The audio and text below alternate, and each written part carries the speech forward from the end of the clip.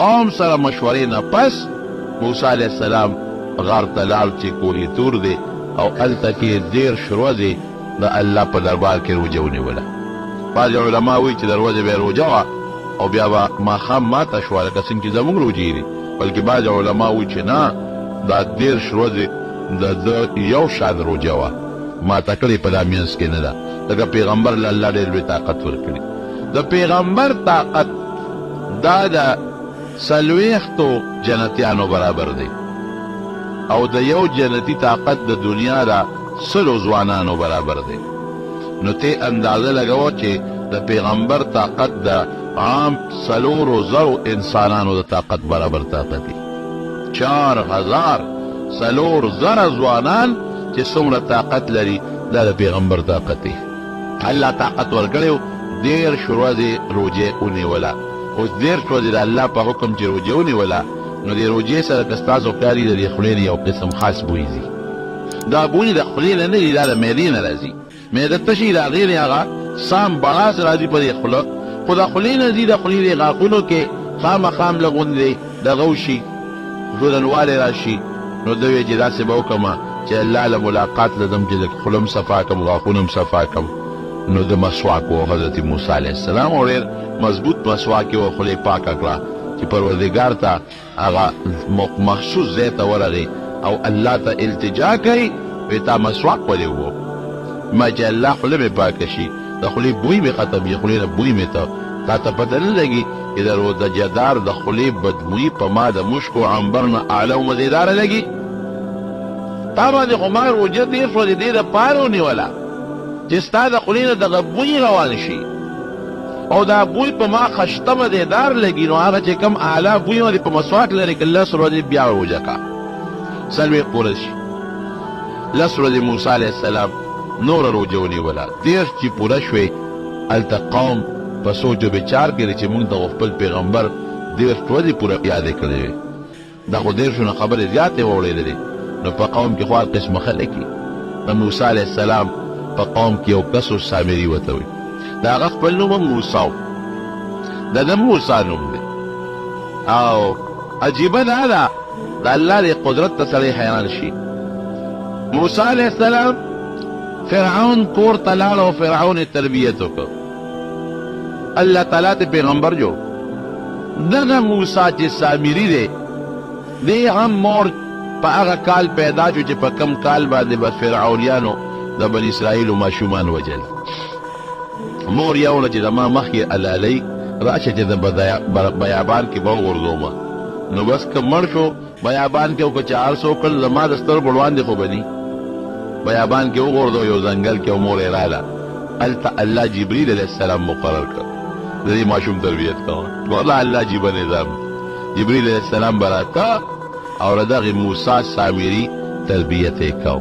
کافر ته جوړ شو، لوی کافر. وموسی الذي رباه جبریل کافر. هغه موسی چې جبریل علیه السلام یې تربیت وکړ هغه نه کافر جوړ شو. وموسی الذي رباه فرعون مرسلو. هغه موسی چې فرعون یې تربیت وکړ هغه د پیغمبر جوړ شو. دا یو عجیبه نظام دی د الله. ښایي د پیغمبر کور کې څوک پیدا کیږي؟ دا نوح علیه السلام په کور کې د هغه بچی پیدا شو کافر، او کله د کافر په کور کې رب العالمین څوک پیدا کی؟ د ابو جهل کور کې اکرمه پیدا شو. اکرمه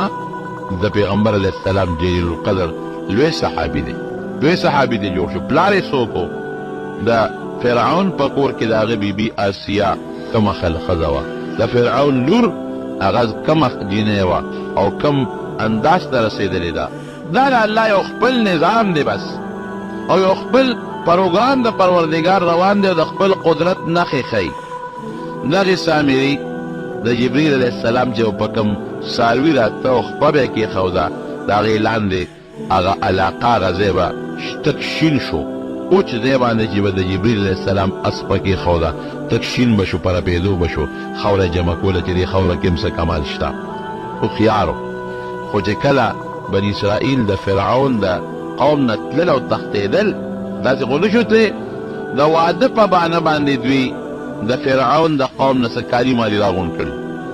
مونږ واده دی او ته مهرباني وکړه کالي راکړه. چا د یو نه چا د بل نه چا د بل نه کالي راغونډ کړي. مطلب دا چې موږ به د شپې وځو، د شپې خو به زمونږ ډیوې او شمې بلې، نو هسې نه دوی را باندې شکیان نه شي. نو دا به دوی به وایي چې دا خو پکې ودونه دي او موږ نه کالي او زیورات وړي دي، نو شک به نه وي ځکه ویښ دي او شمې ډیوې بلې دي چې پکې واده دی. هغه کالي خو دوی سره و. فرعون او قوم کې هلاک شو. سامري اوسو دې قوم ته وایي چې دا مهرباني وکړې چې دا کالي راغونډ کړې. دا خو حرام دي، دا خو د فرعونیانو د قوم دي. او دا مال راکړې چې موسی علیه السلام راشي نو بیا به د هغه نه تپوس کوو چې دې سره څه وکړو، اوس یې راغونډ کړې. قوم هم وایي چې واقعي هارون علیه السلام یې په خپل اعتماد کې واغېشت، وایي چې دا کالي خو راغونډول پکار دي ځکه دا خو پردي کالي دي او حرام دي، راغونډ به کړو کې به چې موسی علیه السلام راشي هغه نه به تپوس وکړو چې دې سره موږ څه وکړو. سامري ځان سره کېښودل ده به د کالو جوړولو کار کوو. دا لوبې وکړله چې هغه کالي یې ټول ویلې کړل او د په ځمکه کې یو قالب جوړ کړ د خټې د سخي په شکل کې، هغې کې دا واچول او ویلې کړل او د سخي یو شکل یې ترې جوړ کړ او دننه یې ډډ کړ ډډه. او کومه خاوره چې د سره د حضرت جبریل علیه السلام د اس د خپو وه هغې پکې منځ کې ور واچوله. چې ور واچوله د هغې اوازونه شروع کړل لکه څنګه چې سخی اواز کوي. سړي له موقع په ګوتو وویله. بعضې خلک خو وي داسې چې هغه ځان ته وایي مسلمان خو د زړه نه اسلام نه خوښ. بعضې سړی ځان ته مسلمان وایي زړه نه اسلام نه خوښ. یا بعضې سړی دی چې ځان ته مسلمان وایي عبادت نشي کولی هغې له باندې جوړوي. کله به یو مونځ پورې خاندي او کله به زکات ته ټیکس وایي او کله حج پورې خندا به کوي او کله به روجې پورې خندا کوي او وی ځان ته به مسلمان وایي، خو یاره عبادت نشي کولی، عبادت سره شوق نشته. باندې به لټوي نو چې کومو آیتونو کې د عبادتونو ذکر دی هغې کې نقصانونه پیدا کول او په هغې خلک بدګمانه کول. دغه رنګې سامري مقوم طلاق ملګري ځان له پیدا کړل. وایي ګورئ موسی علیه السلام تللی دی کوهي تور ته، خدای پسې ګرځي او خدای دلته راغلی. تاسو دا دې ولیدل که نه؟ دا ګوره د سرو زرو نه جوړ دی او مې کوي چغې وایي دا د غوا بچی خو نه دی او نه د غوی بچی دی، دا خدای دی. نو ګوره دي خو مخکې پاړه کې هم د هغه شرک هغه بیماري پرته وه، د کفر هغه مرض یې هغه کې پروت و. په کوم قوم به تېر شو چې شرک کوي دوی به مو دړو خار اختی ده چې موږ هم داسې یو بوتي چې موږ سجده ورته ولګو. ما درته مخکې ووایي بس بعضې کسانو فورا د هغه عبادت شروع کړه چې واقعي خدای خو دلته راغی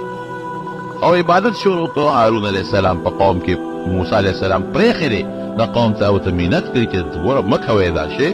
انتظار وکړئ موسی علیه السلام. نه موسی علیه السلام خو موږ ډېر شودې ویلې وې وعده خلافي یې وکړه، چا وې مړ دی، چا وې خدای ته رخ شوی دی. لویه مسله جوړه شوه. څوک عبادت کوي د سخي، څوک یې نه کوي، هغې لګیا دي هغې خلکو ته تبلیغ کوي چې داسې مه کوئ. څوک خاموشه دي چې وروره مونږ غږ نه کوو تر څو چې موسی علیه السلام نه راغی. هلته موسی علیه السلام چې الله سره ملاقات وکړه، الله ورته ویل چې ته خو دلته خو قوم دې ګمراه شوی دی، دا لنجه شوې ده. او الله ذوالجلال تورات وله ورکړه، خشتا د الله کتاب په تختو لیکلې غونډې ورکوي. ها دا ستا کتاب شو، دې کې ما د عبادت طریقې درته ښولې دي چې په کومه طریقه به زما عبادت کوئ، کم عبادت به کوئ. دې کې ما د ژوند د تېرولو چل درته ښولې دی چې زندګي او ژوند به څنګه تېروئ، جګړه هم پېښه شي په څه به یې ختموئ. او دې کې ټول ستاسو د دنیا د ژوند د تېرولو نظام او دې کې زما د راضي کولو چې کومې طریقې دي عبادتونه هر څه پکې پراته دي. زه وړه قوم دې ګمراه دی، خلاص شوی دی. چې څنګه دې راغی قوم ته او قوم یې وکتل او صاحب لویه قصه جوړه ده، اوس خیر او قوم عبادت کوي. حضرت موسی علیه السلام خو اول په خپل ورور ور منډه کړې. هارون علیه السلام اگر چې 3 کاله دا ورور ته مشر و،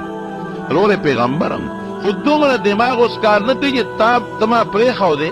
نو تا نه قوم ولې ګمراه کېده، ما پسې ولې نه راتلې،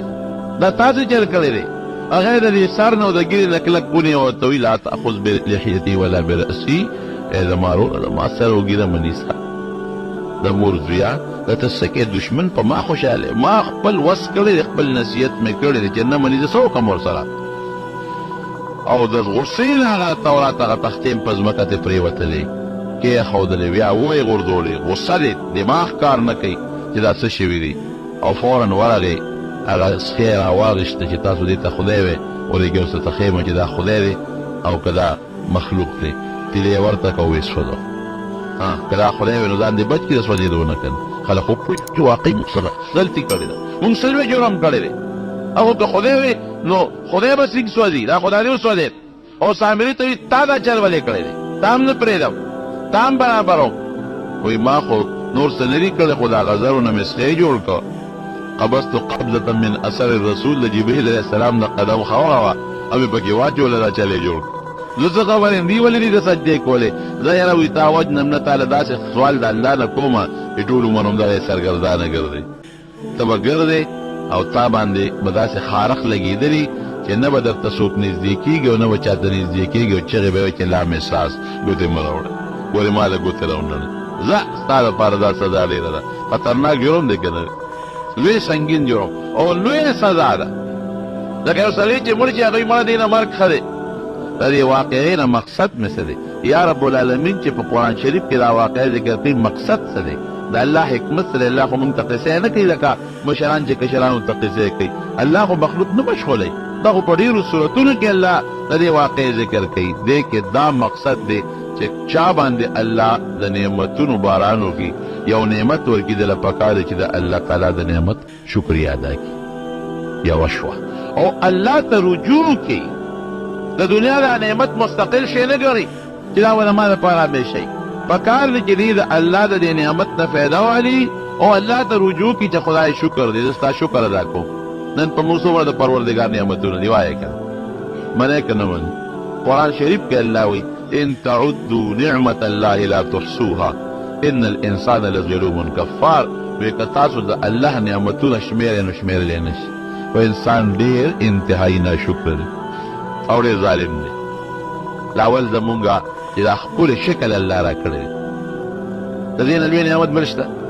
سپی خدای سره جنګ کولی چې د دې ولې سپی پیدا کړی خنزیر الله سره جنګ کولی شي چې تا د ولې خنزیر پیدا کړه مار لړم الله سره جنګ کولی شي چې د دې مار لړم ولې پیدا کړه دارنګې که مونږ خدای را د ځنګل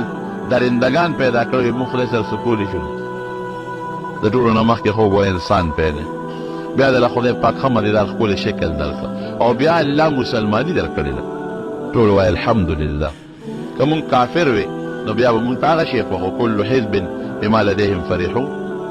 روسیان په خپل کفر خوښ دي امریکایان په خپل کفر خوښ دي فرانسیان په خپل کفر خوښ دي هندوانو د خپل مذهب خوښ ښکاري نو که مونږ په کفر وې مونږ ته به خپل مذهب خوښ ښکارېده او د هغه کفر دپاره به هم جګړې کولې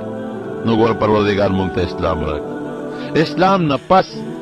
داسې امت الله وګرځولو کنتم خیر امت اخرجت للناس په ټولو امتونو کې بهترین امت د نبی کریم صلی الله علیه وسلم امت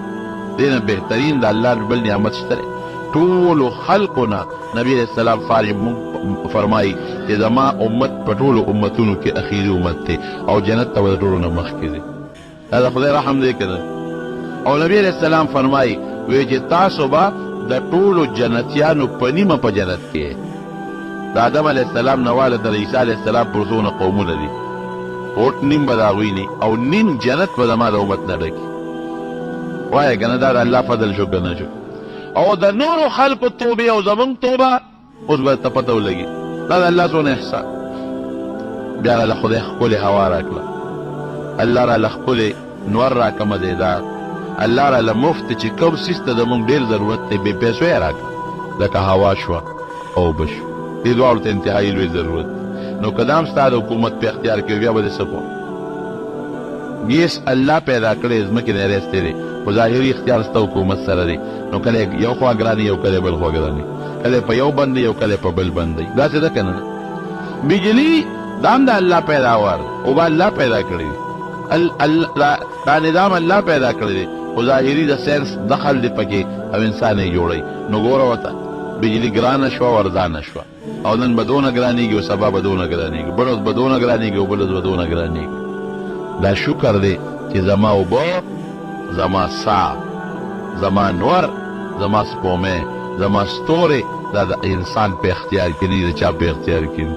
د الله چې کوم څیز ته ستا زیات ضرورت دی هغه الله ځان سره ساتلی دی یعنې که په هوا ټکس لګولی وې نو وروره هر څونه چې ورکوو به یې ځکه بغیر د هوا نه جوړ نه تېرېږي که په اوبو ټکس وې نو وروره هر څونه چې ورکوو به دی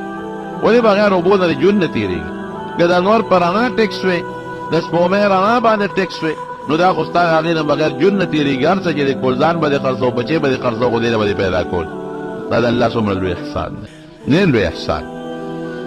او بیا خصوصا زمونږ د خلکو په مسلمان چې کوم نور احسانات دي خپل بچي د سره یو ځای اوسېږي خپلې ښځې د سره یو ځای اوسېږي خپلې لوڼه دې د سترګو د وړاندې دي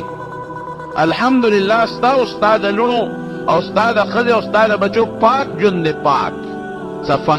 تاسو کې جاپان ته لاړ شئ امریکې ته لاړ شئ برطانیې ته چې دا خلک ورته نن د ډېر لوی عزت په نظر ګوري چین ته لاړ شئ روس ته لاړ شئ چې خلک ډېر لوی د عزت په نظر ګوري هلته کې د سړو ژوند وګورئ قسم دی جړه بدلېدلی شي هغه خلک په خپله زندګۍ ستومانه دی یو انسان خپله لور په خپل اختیار کیني کوم ځای چې د لور خوښه یې به د په مخ کې به روانوي دا څه ژوند دی خپله ښځه یو انسان په خپل اختیار کې نه چې په کوم طرف ته ښځه لاړه او چا سره ووتله دا څه ژوند دی خپله خور دی یو سړي په اختیار کې نه او ستا مخکې ستا خور ستا د لاس نه وځي دا څه ژوند دی ما د یو ملګري خبره کوله جاپان کې لوی تاجر تجارت کوو وایي ما زموږ سره یو زنانه روانه وه هغې مونږ ته څه څیزونه اخېستل نو دا هلته کې دا خلک دي چې کوم شی الې بس هغې ته به یا به در سره کارخانې ته هم ځي او دوکان ته به هم ځي سودا به درې کوي په جیب هم هغې پېږي یو زنانه را سره یو جینۍ روانه وه او وایي زه او مونږ تلو وایي دې کې بجلی پوړی وي نو وایي دا زنانه په پوړو مونږ سره ختله او په بل طرف ته نورې پوړی را روانې دي په هغې کې بله یو زنانه را روانه وه وایي دې هغې ته وکتل دواړه یو بل ته ډېر په غور وکتل وایي چې بره وختو نو دا جینۍ ما ته وایي چې که اجازت یې ما د یو منټ تاسو را کولی شئ وایي موږ وایي چې بلکل وایي په پوړو کوز شو او بله ښځه روانه وه هغې سره ملاقات وکړو یو بل یې ښکل کړل یو بل ته تر غاړه وتل او فورا بیا رامله مونږ پسې راغله هغې خو د اوقاتو د ټیم ډېر پابندي کوي مونږ ته بیا هم عذر وکړو چې ستاسو منټ دوه درې ما ضایع کړله او چې خفه نه شئ خفه کېږو خیر خو دا تپوس درنه کوم چې دا څوک په دا خدای نه ما مور وه دا د ما مور وه نو څنګه تا د مور سره څه سوال جواب خو ونه که میلاو شوې وایي 20 کاله پس زما او د مور ملاقات وشو دا اوس تاسو لیده 20 کاله په ټلیفون مې ورسره رابطه کېږي زه هغې سره په رابطه کوم اما سره رابطه کوي 20 کاله پس دغه په وړو کې زموږ دغه ملاقات تاسو ولید حیران شو چې نه ته زموږ ملاقات له نه دی ستا ملاقات له نه راځي وایي ما سره دومره ټایم نشته چې د هغې ملاقات ته لاړه شي او نه هغې سره دومره وخت چې زما ملاقات ته راشي دا ژوند دی ستاسو وایه زه رښتیا وایم دا خو ژوند نه شو که یوازې زموږ دا خلک ازادۍ ته ژوند وایي ازادۍ ته ژوند وایي ټیک ته تا ته به ازادي میلو شي نو عارضي د ګناه اجازت به د سرکار د طرف نه تا ته میلو شو د الله د طرف نه نه لیکن په دې سوچو کا چې تا ته یو ته اجازت میلو شو ته به ګناهونه کې ستا په کور کې ستا ښځه او ستا خویندې او ستا لوڼو ته هم دغسې اجازت میلو شو که نه دوی به څه کوي په دې چا سوچ نه دی کړی ټول انګلینډ لندن او دا خلک سپي ساتي سپي ما چا تپوس وکړ مې دا سپي ولې اخبار عجیبه خبره لیکلې وه مخکې ورځو کې د امریکې عدالت ته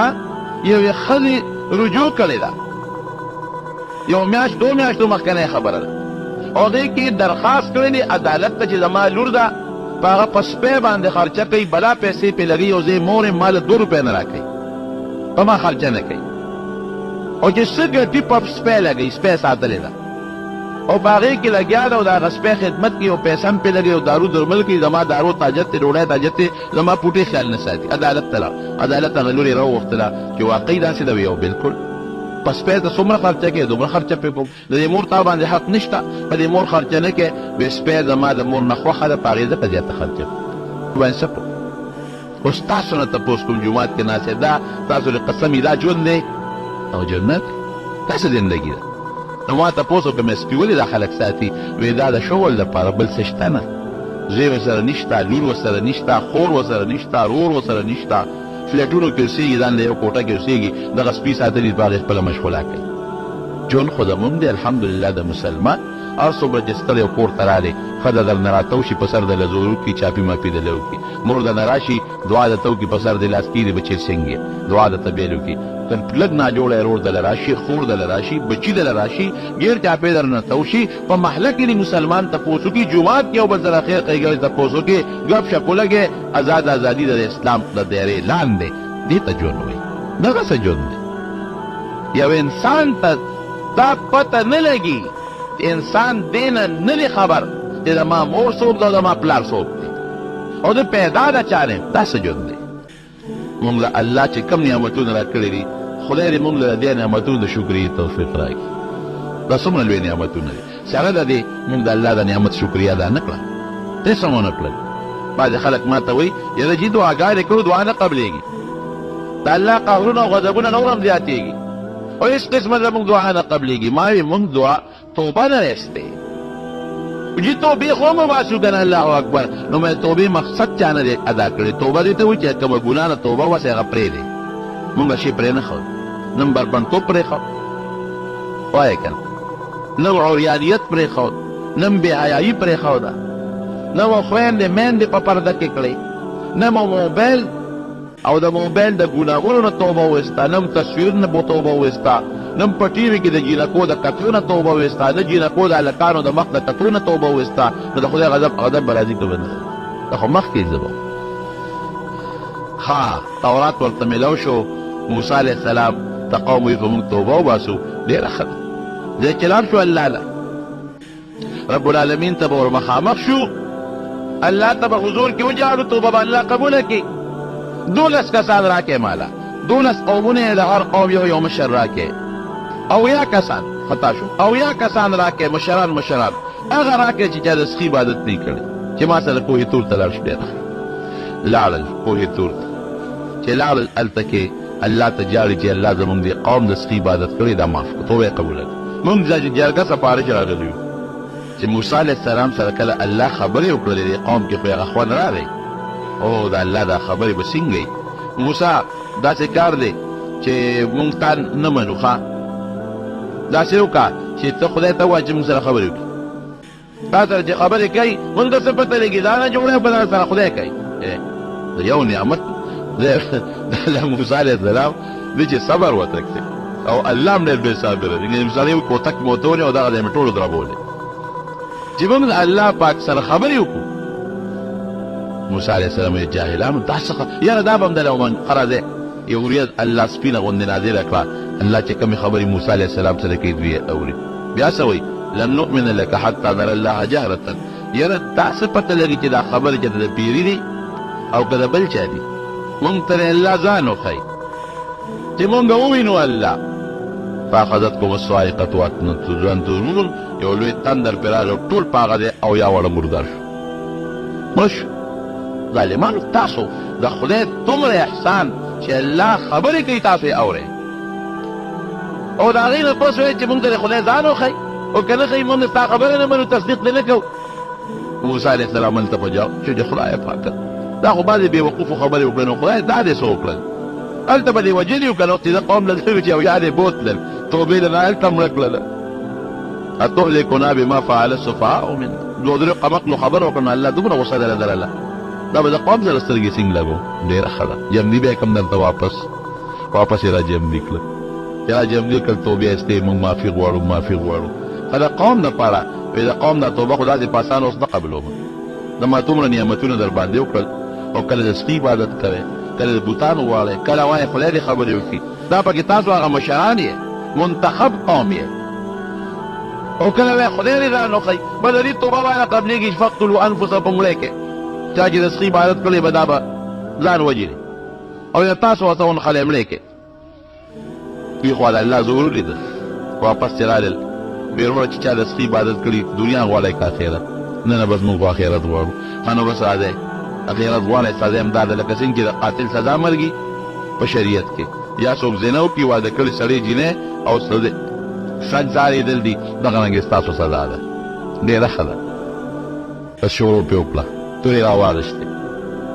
هلته موسی علیه السلام خدای ته په جواب چې الله که دا خلک ټول مړه شي نو زما د حکومت په چا چلو مو دا دین به مې څوک قبلوي او د عبادتونه به څوک کوي؟ نو زه په هغوی کې مړه شو په بني اسرائیلو کې. بعضې علما مفسرینو لیکلي دي چې په یو ورځ په والو ټکولو او 1000 کسان پکې مړه شو. نور الله توبه قبوله کړه، معاف شو. چې توبه قبوله شو معاف شو، اوس به څه کېږي؟ اوس داسې وکړئ چې دی شام کې بیت المقدس دی او په بیت المقدس باندې یو جابر قوم د عمالقه د هغې حکومت دی. لاړ شئ هغې خلکو سره جهاد وکړئ او د الله د کور نه د جابر قوم وباسئ او دغه ملک ستاسو په حواله. رونونه او ټپولجي ډېره ښه ده، دا خو اسانه خبره، خو دنیا خلک شمېر نه وتی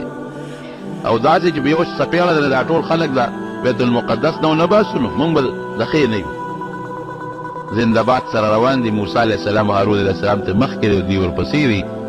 چې هغه کلي ته ورسېدل، یو ځای کې دمه کوي.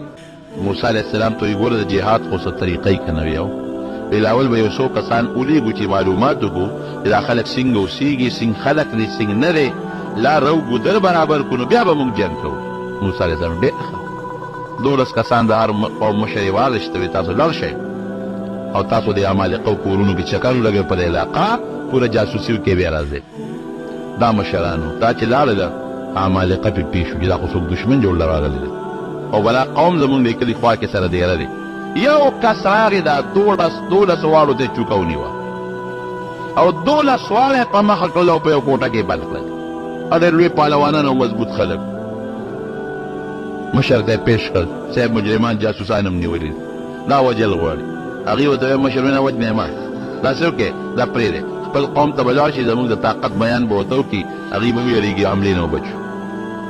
دې چې څنګه رالل موسی علیه السلام ته یې الوی چې صاحب خو لوی تکړه خلک دی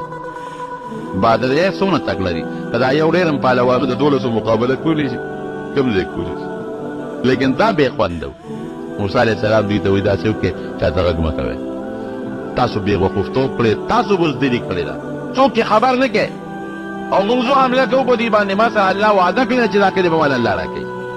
ما سره الله او تاسو د فرعون مثال ونه دی خدای غرق نه کړ هغه قوم الله غرق نه کړ ما سره به الله وعده کړې ده او دې خو دا نښې ده الله لیدې مې ویې که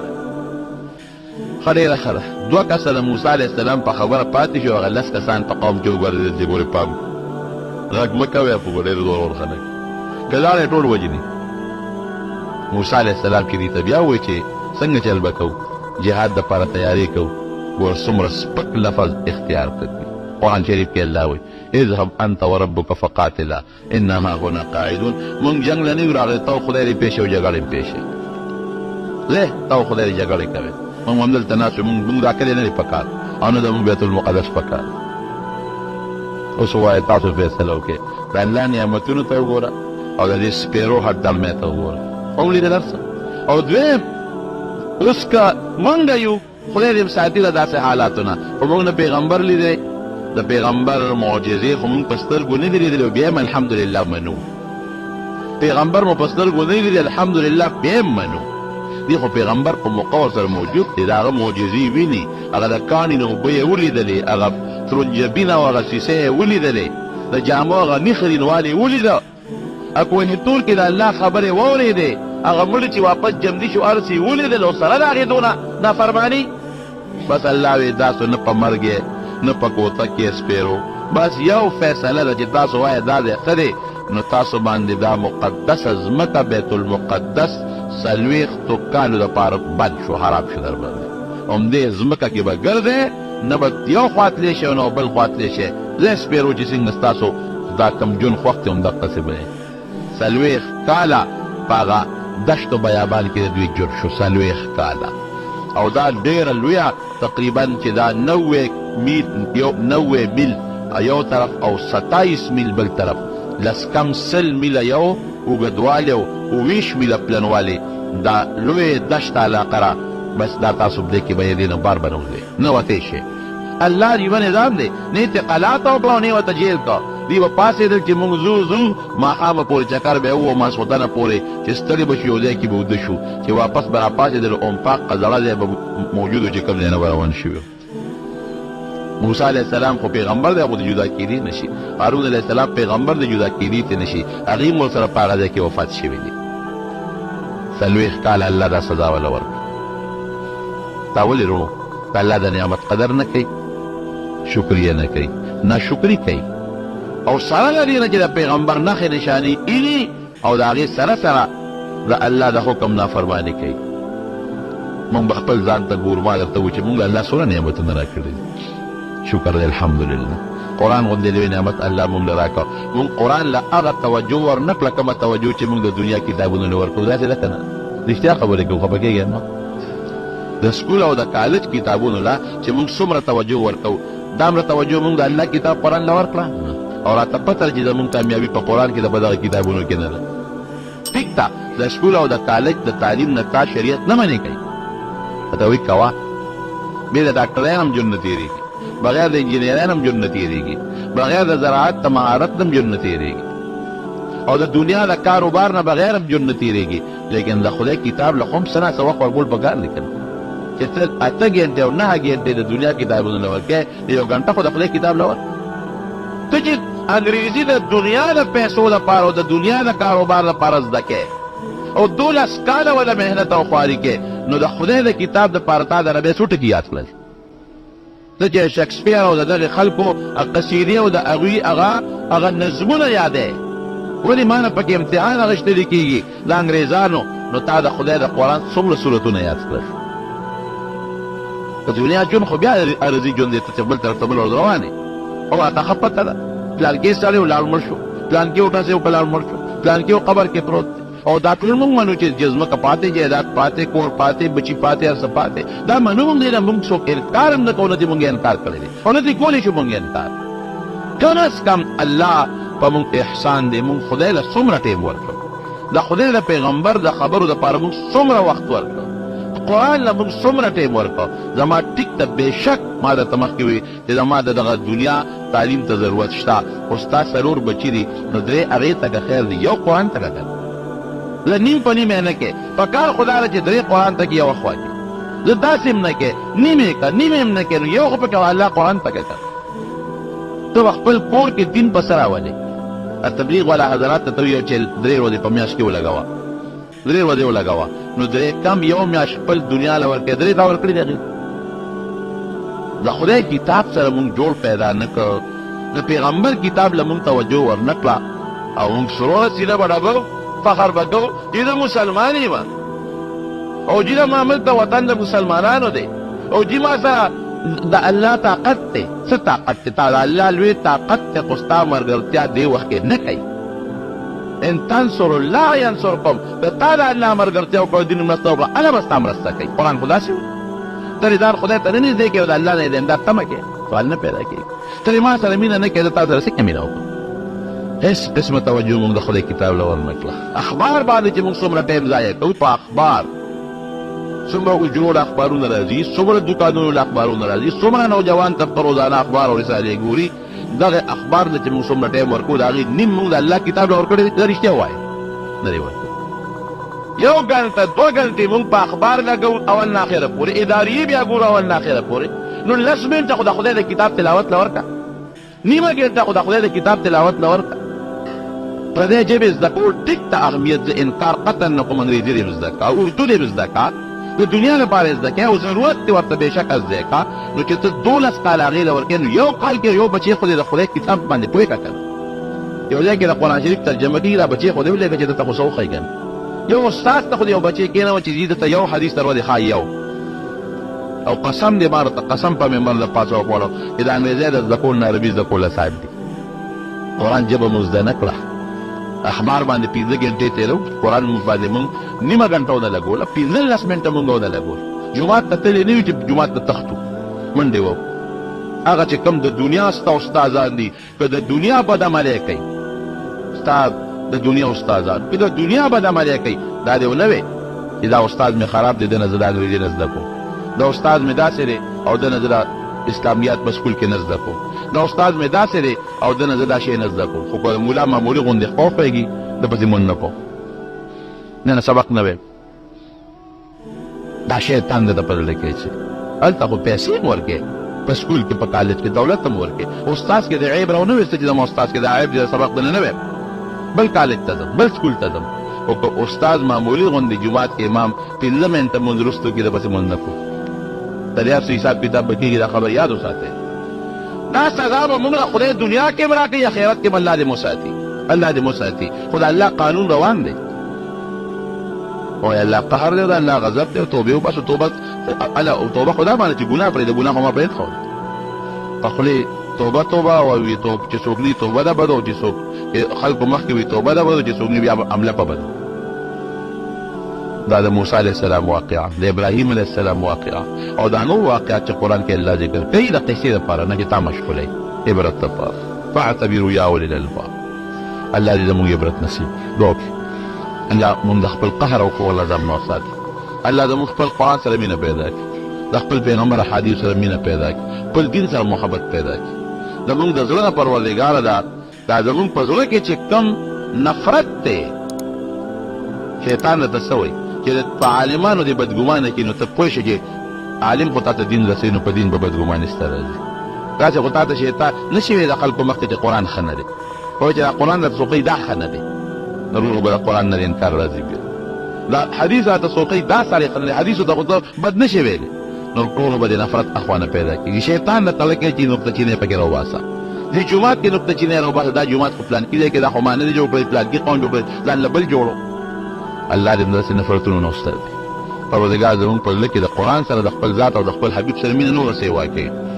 الهی العالمین مخلوق خدا باندې رحم وکړي، خدای موږ د فتنو نه وساتي. تاسو څومره نعمتونه موږ ته راکړي، الله موږ ته د هغې د شکرې توفیق راکړي، عبادت سره زموږ مینه محبت پیدا کړي. پروردګاره چې څوک مریضان دي ټولو له شفا ورکړي، قرضداران د قرض نه خلاص کړي، زموږ د حلال رزق نصیب کړي، مردگان چې څومره وفات دي مغفرت نصیب کړي، اخر وخیر بخلي یا کریمه نصیب کړي. لا اله الا الله محمد رسول الله.